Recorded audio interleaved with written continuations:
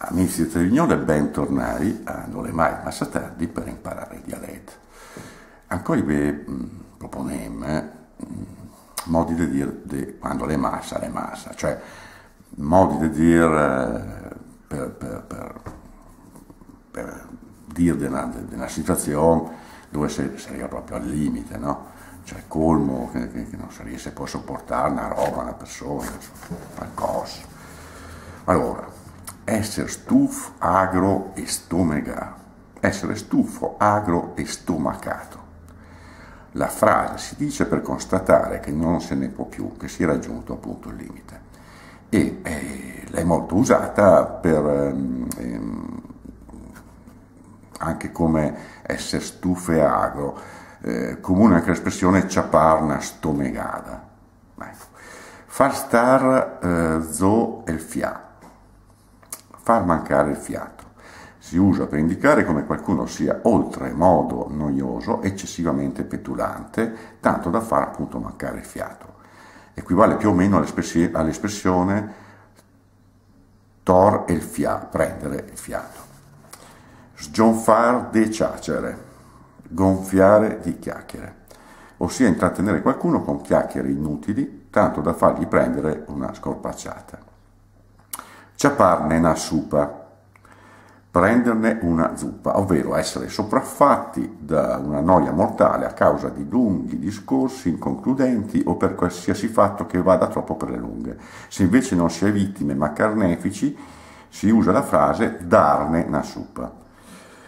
Darne zo una tesa, darne una gran quantità, nel senso di stufare e stancare con lunghi discorsi, il più delle volte del tutto inutili, tra l'altro, e noiosi. Quando si è vittime di tale situazione si dice invece ciaparne in attesa, mentre averne in attesa ha un significato che si riferisce soprattutto all'essere preda di un malessere o di un disturbo. Averne en gozo, averne un gozzo, ossia essere arcistufo, averne pieno il gozzo, per quanto possa anche assumere il significato di avere un gran carico di male, equivale a ciaparne in gozo e il massimo, anche se decisamente in disuso, è l'espressione averne in gozo con la Prussia. No. Avergen na solfa, averne una tiritera. Ma il modo di dire si usa per indicare come se ne abbia una barba, si sia arcistufi.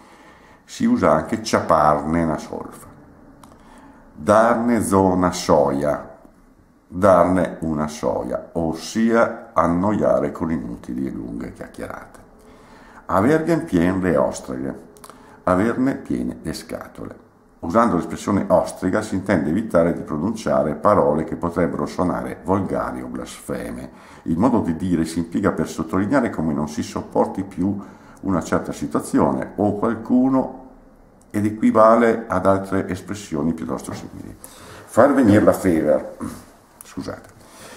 Al di là del significato letterale, l'espressione si usa soprattutto per dire che qualcosa o qualcuno ci sta facendo perdere irrimediabilmente la pazienza, ci irrita oltremodo.